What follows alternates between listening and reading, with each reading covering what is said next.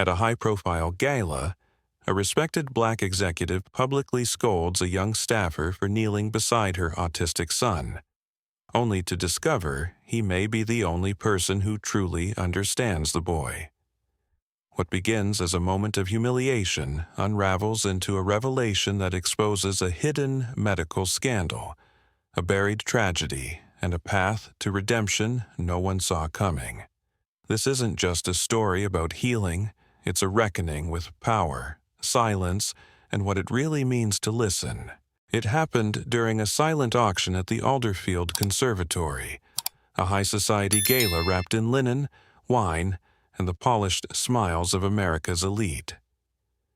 Cassandra Reed, a 42-year-old black venture capitalist and single mother, had brought her 6-year-old son, Malik, in hopes of normalizing his presence in the spaces she fought her whole life to enter. Malik, diagnosed with nonverbal autism at age 3, had been unusually agitated all day. The flickering candlelight, the hum of overlapping conversations, and the string quartet tuning up in the corner formed a sensory minefield. As the bidding opened and servers weaved between tables, Cassandra's voice cracked across the glass atrium. "Get away from him." Heads turned. A hush fell like a dropped veil over the murmuring room. Cassandra was standing, arm outstretched, pointing toward a young black man crouched beside Malik, who had curled himself into a tight ball beneath a marble pedestal. The man, wearing a conservatory staff badge and neutral gray slacks, was using a spoon to draw patterns in a small pile of salt on the floor. "He's my son. You don't get to experiment on him." The man didn't flinch. Calm, deliberate. His gaze held Cassandra's for a full second before lowering to Malik. Then he resumed shaping the salt into a series of spirals and dots, his motions rhythmic and purposeful. "Ma'am, please," said one of the event hosts, trying to interject with an apologetic smile. Cassandra's face tightened. She didn't yell again, but the damage had been done. In that opulent room, flanked by venture capitalists, political donors, and board members, what Cassandra had unleashed was more than a confrontation.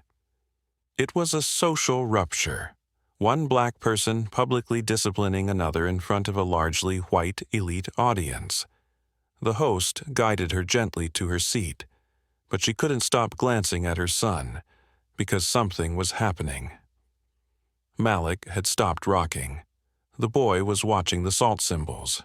More than that, he was breathing slower.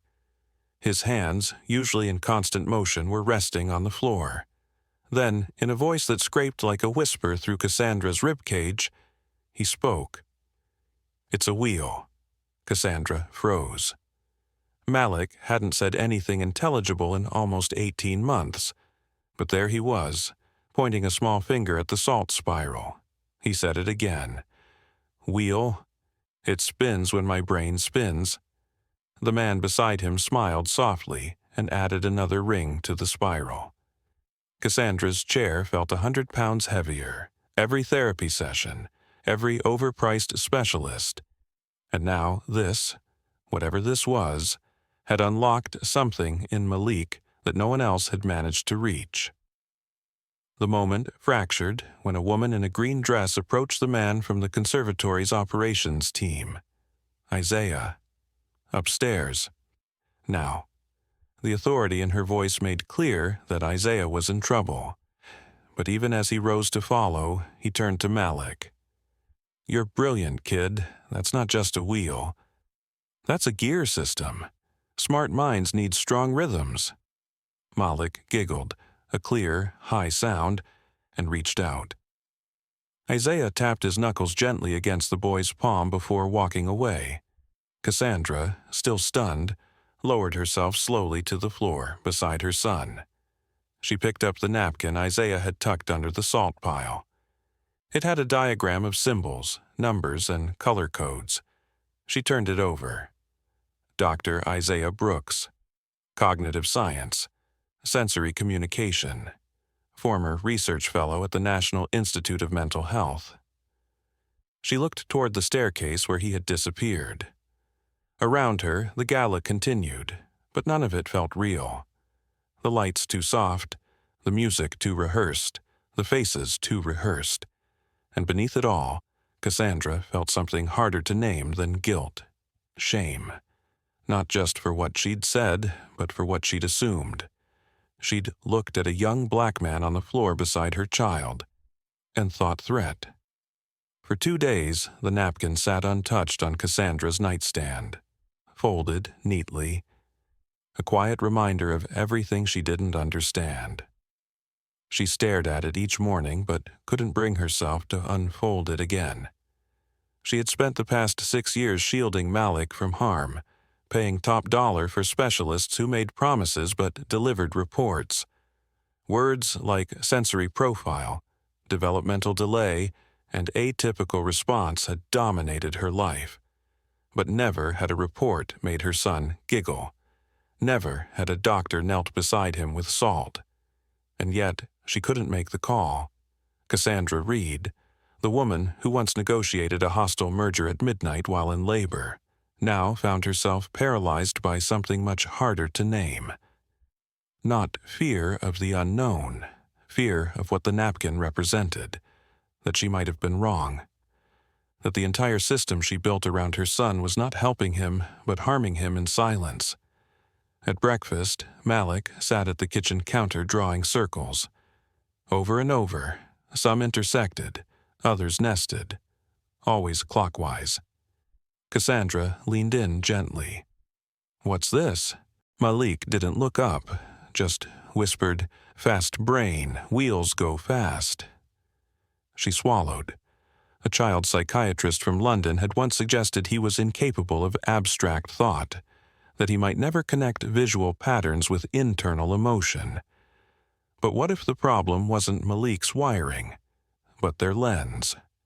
That evening, Cassandra called the conservatory's main office. The receptionist informed her that Isaiah Brooks had voluntarily resigned the morning after the gala. No forwarding information, no comment.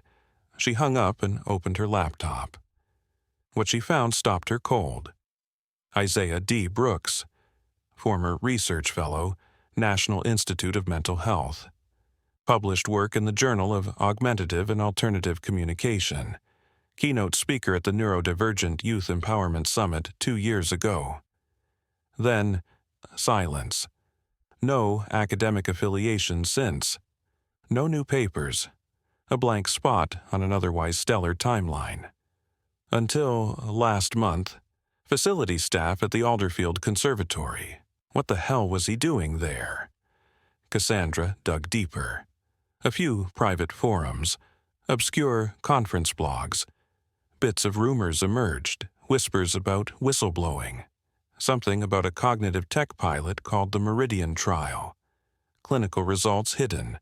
Families silenced. Children harmed. She pushed the laptop aside and stared at the napkin again. Why would a man with those credentials take a job setting up chairs and pouring water at a high society fundraiser? And why her son? By dawn, she made a decision. She needed to find him. But Isaiah had already anticipated that. In a dim apartment across the city, Isaiah sat beneath a web of printed notes and taped photographs. Strings of red yarn connected headlines and blacked-out documents. At the center, a photo of a boy, age 10. Dark curls, shy eyes, Elijah Brooks, his younger brother. Gone. What Cassandra didn't know, couldn't know, was that Malik wasn't a random case. Isaiah had been watching. The gala wasn't coincidence. He'd reviewed the donor list, traced the Reed Foundation's connections, followed them straight to Meridian. Meridian Technologies was more than a name on Cassandra's investment portfolio. It was the parent company behind the sensory recalibration algorithm once used on Elijah. An algorithm that promised smoother neural processing for nonverbal children. Only later did they admit to neuroplastic backlash in 11% of early participants. Isaiah's brother had been one of them. But it wasn't just the science that haunted him. It was the silence. The legal team had buried the reports. Parents were offered settlements. The few who spoke out were discredited. Isaiah had tried to go public, and his academic funding disappeared overnight. Conference invitations vanished. Emails stopped getting replies, so he went underground. Malik was the first child Isaiah had seen in 2 years whose behavior echoed Elijah's just before the final seizure. The spinning, the silence, the desperation, it was all there, and now he had a choice to make. Expose Meridian from the outside, again, and be silenced. Or find a wedge from the inside. Malik was the wedge. 3 days later, Cassandra received a call from her assistant. "There's a man downstairs, said he used to work at Alderfield, left this envelope." Inside was a single sheet of paper, a list of symbols, Malik's symbols, followed by translated meanings. Spiral, overstimulation. Overlapping rings, confusion. Nested wheels, trapped thought loop. Tilted X, need to escape. Boxed grid, danger. Cassandra sat down hard. This was Malik's language, and someone had taken the time to learn it. Beneath the list was a note. "He's not broken. He's communicating. You just need to listen differently." Isaiah Brooks. She folded the page, then unfolded it again, as if doing so would change the meaning. Psychologists had once told her that parental intuition could be biased, that her hope would cloud her judgment. But what if it hadn't been clouded, just silenced by credentials? Isaiah hadn't needed credentials to reach Malik. He'd needed to stop Meridian. And Malik was the key. But what was Isaiah planning now? That night, a new worry took root. What if Isaiah hadn't come back to help, but to make a statement? The media had picked up a recent thread on experimental autism therapies tied to venture capital funds. Cassandra's name hadn't appeared yet, but she knew how these things unraveled. First whispers, then screenshots, then subpoenas. Her own reputation, already fraying from past board disputes, could not survive another ethics scandal. She stared at the phone, torn between a mother's desperation and a CEO's calculation. Isaiah had left her breadcrumbs, but the question wasn't whether to follow them. It was whether he was leading her toward Malik's healing or her downfall. Cassandra arrived 20 minutes early, not out of courtesy, out of strategy. The cafe Isaiah had chosen was barely a cafe at all. It sat on the edge of a downtown district in quiet transition, part industrial grit, part urban rebirth. The kind of place where new businesses survived or vanished based on Yelp reviews and late-night foot traffic. She picked a booth near the window. No bodyguards, no driver. She hadn't told her assistant. It had to be just her. For once, there was no script, no boardroom, no margin for maneuvering. Only one thing mattered now. Malik. Isaiah entered exactly on time, faded jeans, a clean navy shirt, no briefcase, no mask. But before he reached her, he stopped near the door and pulled out a photo, just for a moment.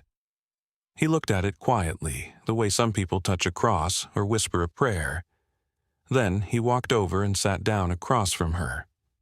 Neither of them spoke. A waitress came by. They waved her off in sync. Finally, Cassandra broke the silence. "You knew who I was from the beginning?" It wasn't a question. Isaiah studied her face, not with the judgment she expected, but with a kind of weary understanding. "From the moment your foundation's name appeared on Meridian's trial registry, I knew. So it wasn't a coincidence." "The gala, Malik, you." He shook his head. "I don't believe in coincidence." Cassandra's jaw tightened. "You used my son, number I saw your son." And then he leaned forward. "When everyone else saw disruption, I saw a child trying to survive something we don't understand. I saw patterns, I saw messages, and I listened." Cassandra didn't know if it was fury or guilt climbing up her throat. Maybe both. So why are we here? Because what's happening to Malik is what happened to my brother, but this time I can stop it. He placed a folder on the table.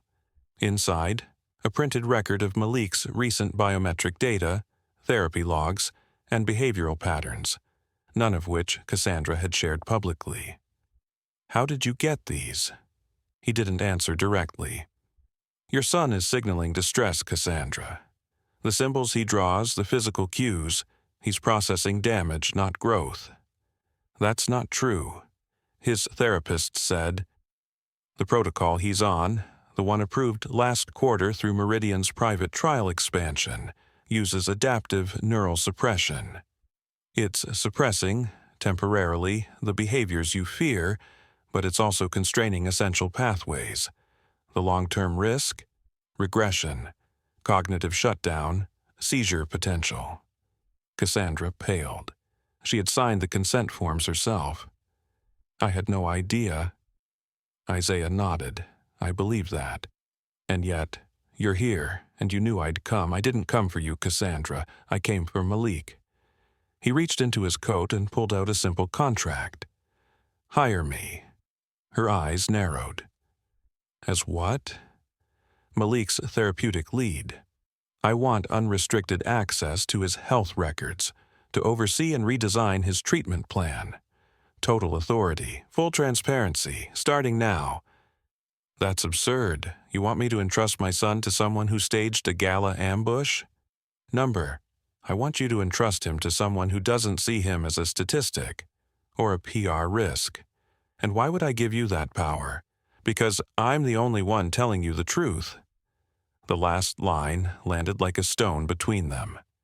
The cafe buzzed faintly in the background. A blender hummed. Silverware clinked. Somewhere, a door opened and shut. Isaiah didn't move. Cassandra inhaled slowly. What's really going on here? He looked down for a moment, then back up. I tried to expose Meridian from the outside. It didn't work. So I came from the inside. And Malik? He became the center of your plan? Number. He became the reason to change it. His voice cracked ever so slightly. Cassandra looked down at the paper between them. The contract was short, barely a page. No legal traps, no fine print, just intention. She didn't trust it. She didn't trust him, but that didn't matter anymore. What mattered was the quiet moment last week when Malik had pointed at a paper wheel and whispered his truth. She picked up the pen, her hand trembling slightly. You think this is going to redeem you. He blinked. Number, I don't believe in redemption. I believe in repair. She paused before signing. If I find out this is about revenge, for your brother, for your career, then you'll destroy me. I know. He stood and began to walk away. But halfway to the door he stopped and turned back. Cassandra. Yes?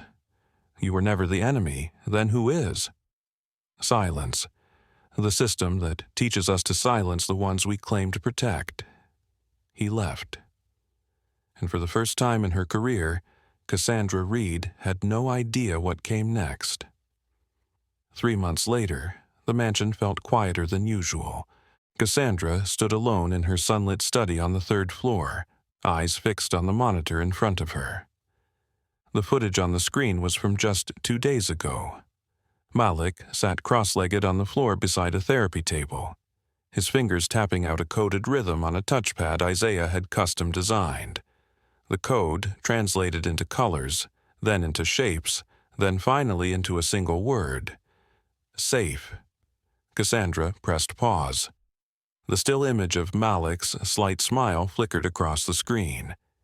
In all the years she'd worked with elite therapists and experimental programs, she had never seen him express that word before, let alone choose it himself. She should have felt triumphant, but something still lingered. She had allowed Isaiah into her son's world, into her home, into the quiet corners of her own guilt.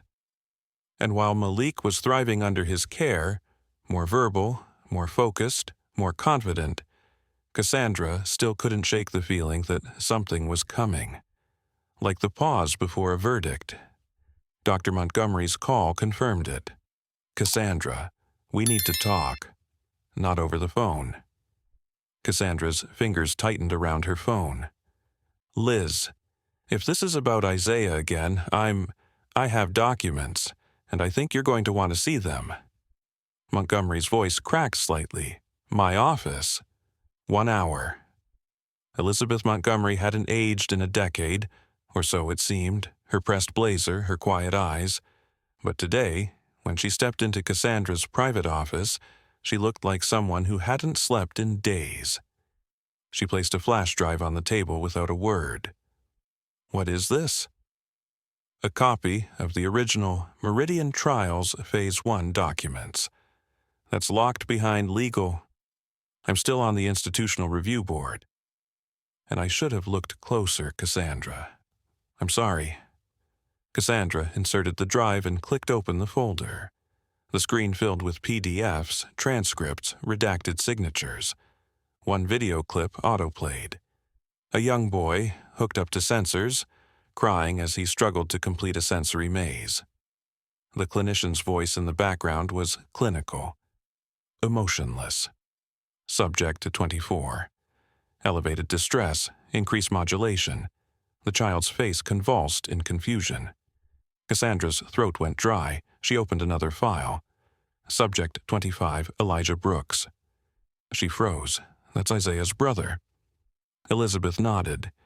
He wasn't just part of the study. He was the first child exposed to the adaptive suppression protocol. No full consent was given. The legal form was signed by a guardian who didn't understand what it meant. "And you're saying—" "He didn't die from epilepsy, Cassandra. He died from overexposure to Meridian's algorithm, the same prototype embedded in Malik's plan 3 months ago." The walls of the office felt closer now. And Isaiah knew he's known for years, but the evidence couldn't surface, not without retaliation. So he did what whistleblowers have done for generations. He infiltrated, and he waited.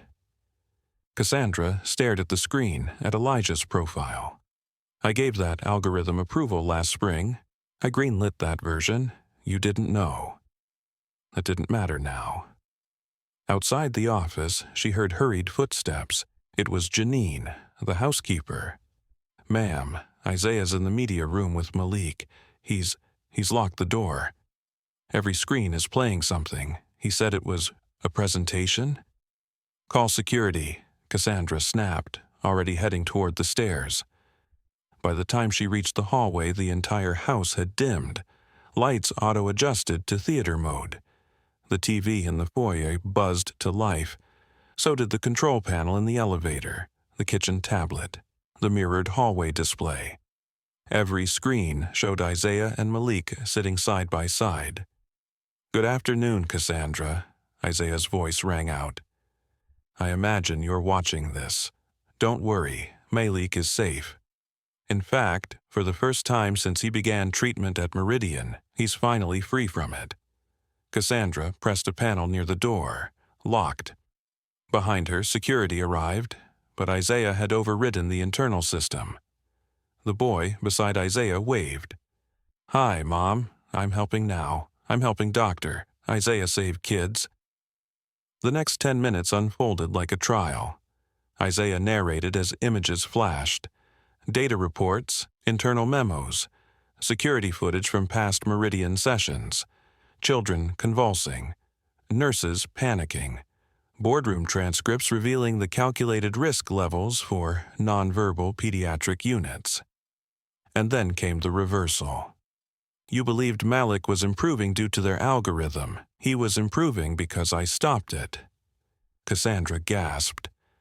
"Over the past 6 weeks, I've applied a personalized sensory communication system I designed during my postdoctoral research. No suppression, no rewiring, just adaptation, just listening." On screen, Malik demonstrated his use of the symbol system. Spiral for overwhelm, green triangle for curiosity, a layered chart of colors representing emotion. The camera returned to Isaiah's face. Today isn't just about truth, it's about repair. Every file you've just seen has already been shared with national regulators, media outlets, and the families of trial participants. Outside the mansion, Cassandra's phone buzzed wildly. Texts, emails, news alerts. Protesters were already gathering at the gates. Inside the media room, Malik stood, placing a hand protectively in front of Isaiah. "No, Mom, he helped me." Cassandra opened the door slowly as security finally bypassed the lock. In the center of the room, Isaiah stood up, calm, firm. "You can have me arrested, sue me, discredit me, but you already know what's right." He gestured toward the files still playing behind him. "You funded this, unknowingly or not. The harm happened, and now you have two choices. 1, protect your image, or 2, rebuild something better." Elizabeth entered the room and stood next to Isaiah. "You too," Cassandra's voice cracked. "I've always stood for what's right." Cassandra couldn't speak. Malik walked toward her and gently placed a drawing in her hand. 3 figures, holding hands. "Family," he whispered. She looked down at the paper, at her son, at the man who'd exposed her world. She had spent her entire life building control. Now, all she could do was surrender it. The crowd outside the gates had doubled by sunset. News vans lined the street, their antennas stretching skyward. Protesters, parents, journalists, all gathered beneath the looming iron of Cassandra Reed's estate. Some held signs with photos of children. Others held court with microphones, speculating in real time about what the cameras inside might reveal. Inside, the mansion had grown still. The screens had stopped streaming. The files had been exposed. There was no more spectacle, only silence. Cassandra sat in the grand room where so many of her strategic moves had been made, now stripped of its confidence. The only sound was the subtle hum of the media center winding down. Her son stood beside her, a drawing clutched in his hand, his small fingers dusted with marker ink. Isaiah remained standing across from her, flanked by Dr. Montgomery. There was no gloating in his expression, no triumph, only fatigue, and something that looked like reluctant hope. Cassandra didn't speak right away.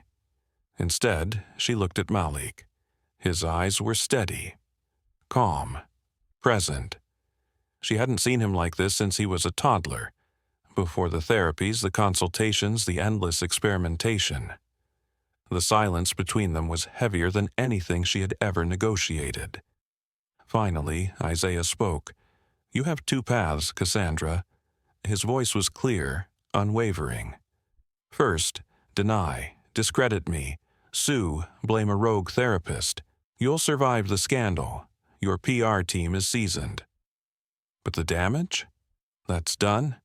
And I've already delivered every piece of this story to 3 media outlets and 2 government agencies. What you do next will define who suffers. And the second?" Cassandra's voice was quiet. Not broken, but bare. "You own the failure. You dismantle Meridian's programs, publicly. You fund reversal protocols for every child affected. You return to the families and you make it right. And you want what? A title? A foundation in your name?" Isaiah stepped closer. "I want Malik to have a future that wasn't stolen from someone else's past."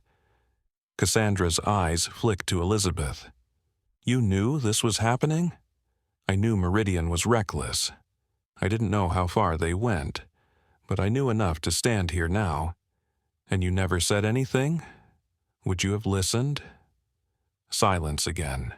The weight of every overlooked consent form, every closed-door investor pitch, every boardroom where Cassandra had insisted on growth above risk. It all came crashing in at once. She turned back to her son. He held out the drawing. "You didn't know," he said softly. "Dr. Isaiah told me. Cassandra took the paper and unfolded it. A mother, a boy, and a man. 3 stick figures, holding hands. Family. Her throat closed. She had spent years trying to optimize Malik's brain, and all he ever wanted was to be understood. She stood slowly, walked to the windows, and stared at the flood of cameras outside. "How long do I have?" Isaiah answered without pause. "You already ran out of time. But what you do next, that determines everything." Cassandra turned. "And if I say yes, if I tear it down, what happens after? Then we build something better. You and me, you, me, and anyone else willing to center the ones who were silenced." She closed her eyes. There was no fixing what was lost, but maybe there was still a path toward repair. "You'll stay?" "For Malik, always." She faced Elizabeth. "And you?" "I never left your side. I was just waiting for you to come back to it." Cassandra nodded. She reached into her blazer and removed her phone. One message to her legal counsel, one to her communications director, and then a third to the Department of Health and Human Services. Subject: voluntary surrender of trial protocol license. It was done. Her empire wouldn't survive the week, but her son would. 3 years later, the Reed estate was gone. In its place stood the Cairo Center for Neurodivergent Empowerment, a modern glass and stone facility with sensory-friendly gardens, quiet rooms, and classrooms designed around rhythm rather than rules. The gates no longer guarded wealth, they welcomed families. Inside, a boy with tightly coiled hair tapped out a code on a tactile screen. Red triangle, blue arc spiral grid. His partner, a girl with noise-canceling headphones, translated aloud. He says, "I'm happy you're here."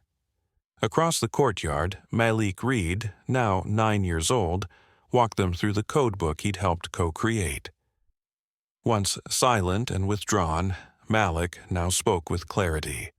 Not always fluently, not always predictably, but with confidence, with language that was his own. And leading that quiet revolution beside him was Isaiah Brooks, no longer hidden, no longer silent. He wore a simple slate-gray jacket, laminated badge clipped to his belt. His title read Director of Adaptive Communication Research, but everyone just called him Isaiah. From her office on the top floor, Cassandra watched them from behind wide windows.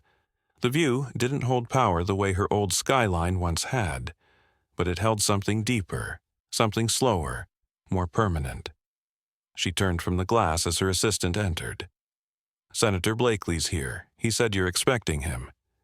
Send him to the South Hall, and have Isaiah meet me in the atrium." The assistant nodded and left.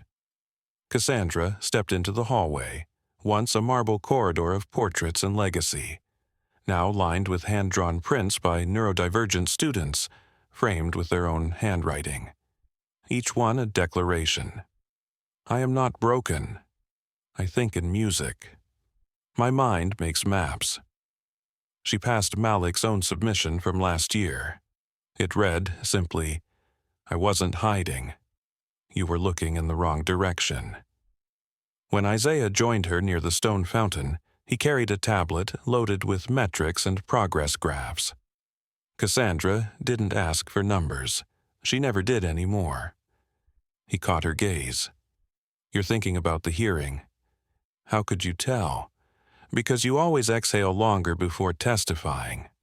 She smirked despite herself. "I'll never get used to standing in front of that many cameras and admitting I was wrong." "But you weren't just wrong," he said gently. "You changed direction. That matters more." She didn't argue. She remembered the day she stood before Congress. No lawyer to filter her words. No spin. "I failed, not just as a leader, but as a mother." The hearing had aired on every major network. That night, she'd received over 700 emails from parents, caregivers, and former trial families. Some came with forgiveness. others with rage. All came with truth, and she had answered every one. By year 2, Meridian Technologies had been formally dissolved. Cassandra liquidated her remaining assets, placing them in a public trust governed by an independent board of neurodivergent advocates, scientists, and parents. She had refused a seat. Her only request was that Isaiah chair it.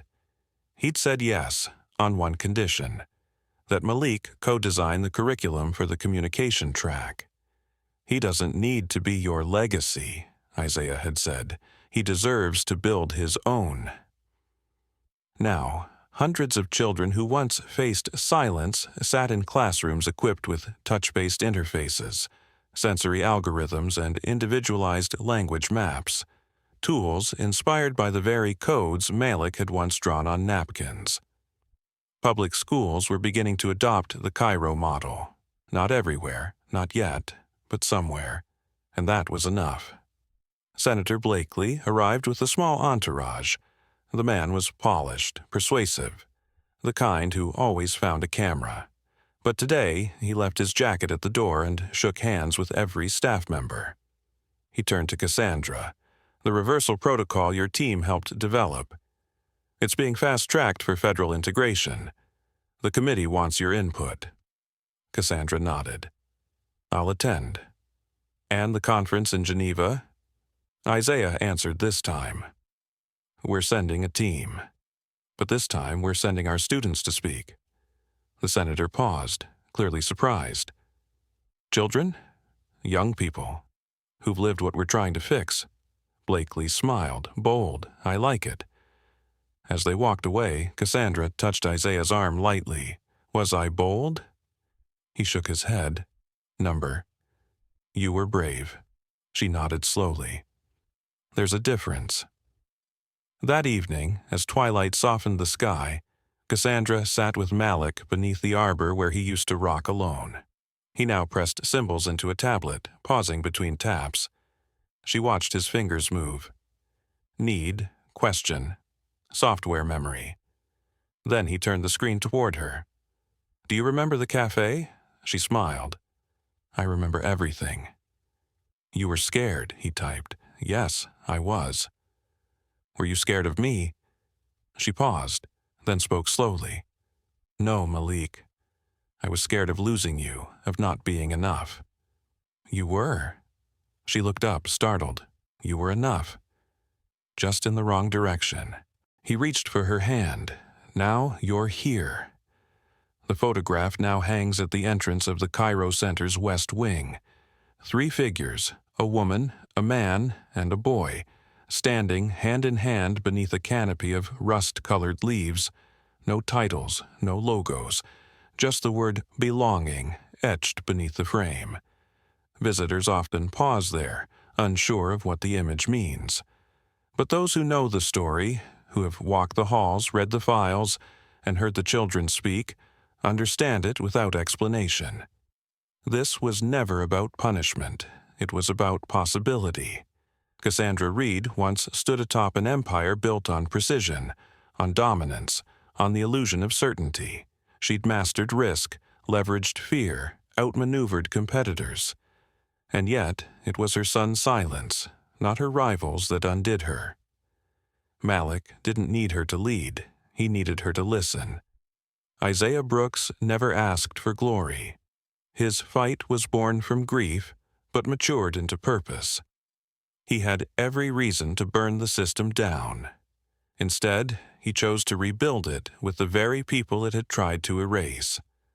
Elizabeth Montgomery, the quiet sentinel, became the bridge between science and ethics, loyalty and truth.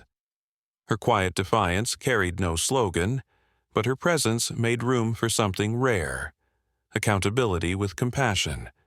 Together, they didn't just expose a flaw, they revealed a mirror held up to institutions that prioritize innovation over impact, to systems that extract data from children but ignore their voices, to parents chasing cures when what their children need most is understanding. The Cairo Center isn't a monument to redemption. It's a living, breathing challenge. It asks, what if we built for inclusion first? What if silence wasn't something to fix, but something to translate? What if broken systems could be unlearned, and new ones co-created by the very lives they once neglected? Years later, Cassandra would be asked during a live broadcast, "Do you regret it?" Her answer was not rehearsed. "I regret the years Malik spent trying to reach me while I was looking for someone to fix him. I regret building something that looked powerful on the outside but hollowed me from the inside." She paused. "But I don't regret what came after, because what came after wasn't redemption. It was responsibility."